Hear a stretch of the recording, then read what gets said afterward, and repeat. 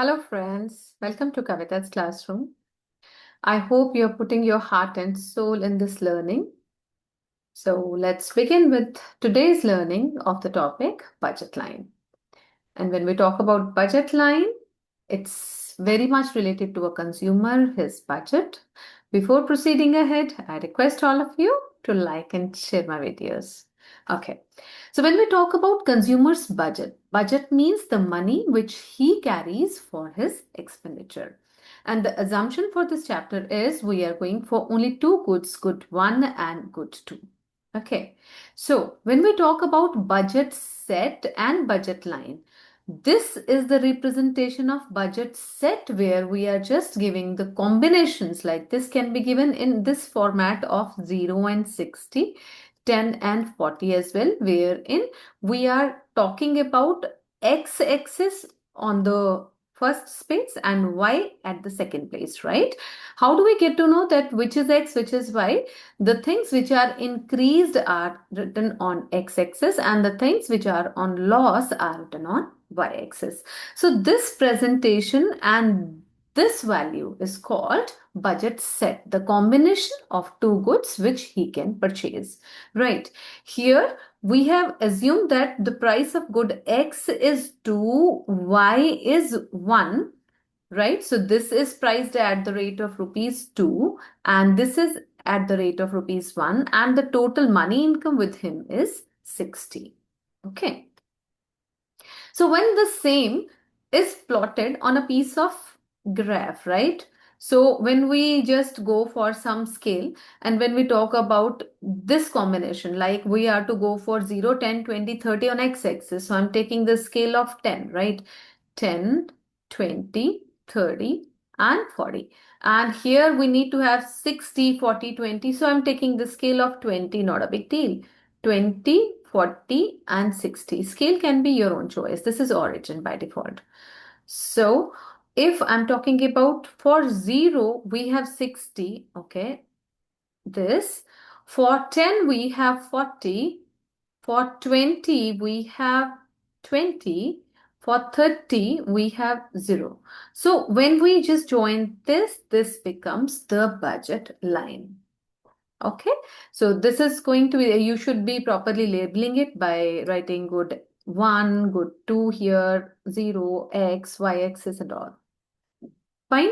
And we did talk about this in my previous class wherein we said that money should be equal to the expenditure done on both the commodities. And how do we get to have the expenditure? The price into quantity gives you the expenditure. So price into quantity, right? So when we equate it with the money of the person, this becomes the budget line. But there is a word called budget constraint. So what do we mean by the term budget constraint? Constraint means this expenditure would be either equal to or less than the money income. Try and understand.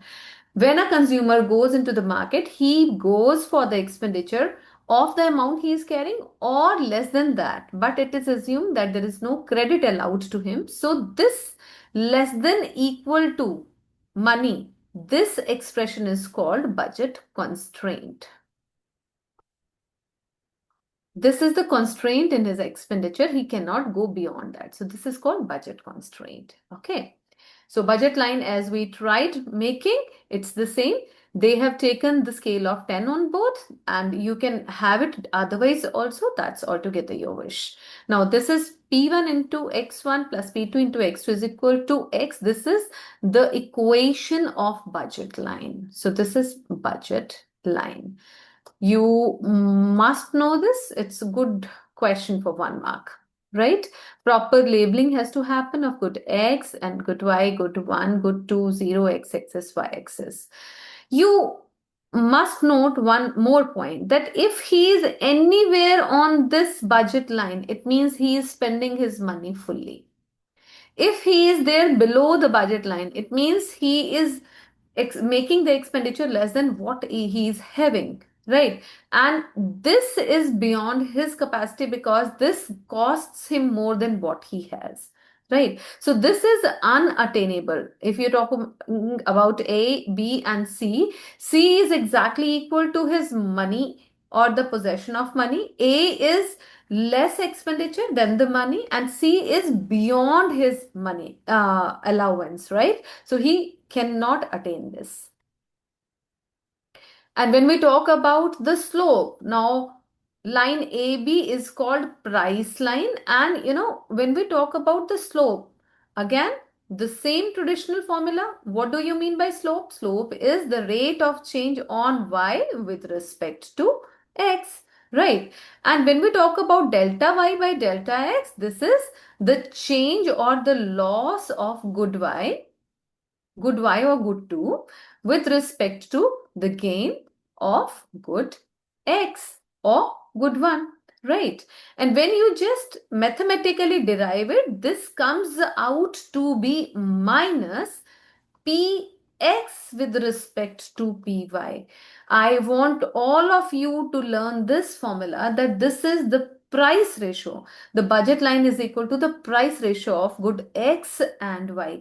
And again, minus sign is just the symbolic of the loss of one good with respect to the gain of other. Right. So this is P1 by P2, and that is the slope, right? Attainable and unattainable combinations have been given here. These all are feasible or attainable combinations. This is what exactly he has in his pocket, and this is beyond his expenditure, right? So if you're talking about this combination, and let me take one example. I had the combinations of, say, 0, 60, 10 and 40. Okay, 0, 60, 10 and 40 is the combination which lies on this. So if I say, give me any feasible combination would include this which lies on it, on this budget line, also the combinations which are below the budget line. So if you just reduce any value here from, instead of 0 and 60, if you write 0 and 50, that's also under the feasible combinations. If instead of 10 and 40 you are writing 5 and 30, yes, for sure, this is also a part of feasible combination, because here he is spending less than what he has. So he can very well afford the same. But if you are asked to write any unfeasible combination, so what would you write? Whichever is the feasible combination, you increase the value by some values. Like instead of 0 and 60, you write 0 and 70. This becomes infeasible combination. Instead of 10 and 40, you write 20 and 40, or you write 20 and 50, whatever. So which goes beyond this point is unattainable, which is lesser than this point is very much feasible and lies in this shaded area. And these are the questions which are expected in numericals. Then comes the difference between budget line and budget set, right? All these like 0, 60, 10, 40, these are the budget sets. And when we draw and combine them together, this gives us the budget line. Okay. Now, the slope, again, delta y by delta x. Now, from this very question, you would see when I say delta y, with the loss of 10 units of x, you are getting 5 units of, with the loss of 10 units of y, here delta y is 10, you are getting the gain of 5 units of x. Now, try and understand. Do you realize here the slope comes out to be 2 is to 1, and 2 is nothing but the price of good x, and 1 is nothing but the price of good y. That's why I told you that here you have to have this formula with you, that slope of price line is delta y by delta x, and that also comes out to be the price ratio px by py, and that too with the minus sign, right? In this price of P, this is the price of Px and the price of Py. This ratio is required.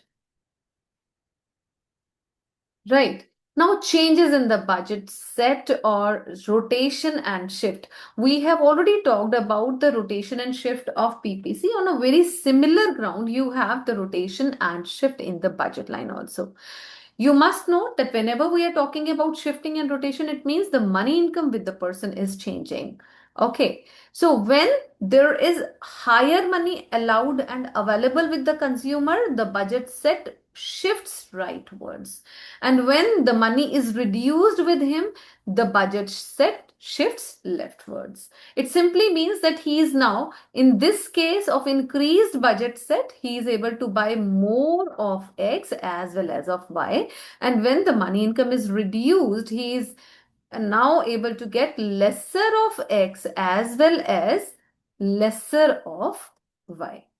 So this is called shifting. This is shifting rightwards and leftwards. But when it comes to rotation, again, the similar example as we have done in PPC also, rotation means one point remains the same and there is a change only on the other point.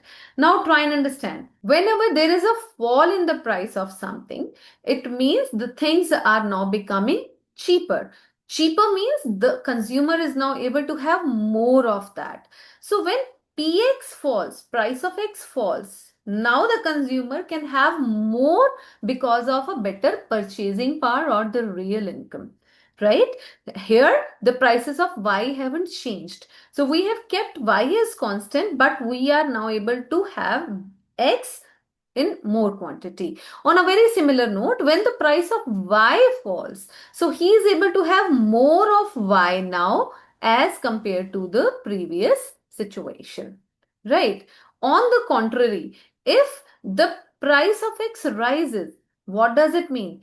When the price of X rises, it means now the things have become expensive and the consumer is able to buy less of X. So his budget line shifts from this AB position to ABL, which is lesser and it is leftward shift, right?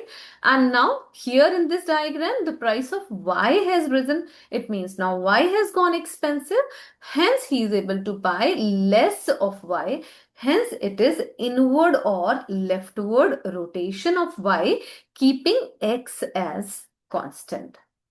So that's all about the rotation and shift and the details of budget line. In the next video, we will be talking about the consumer equilibrium using IC approach. Till then, study hard and do get back to me with your queries and doubts. God bless.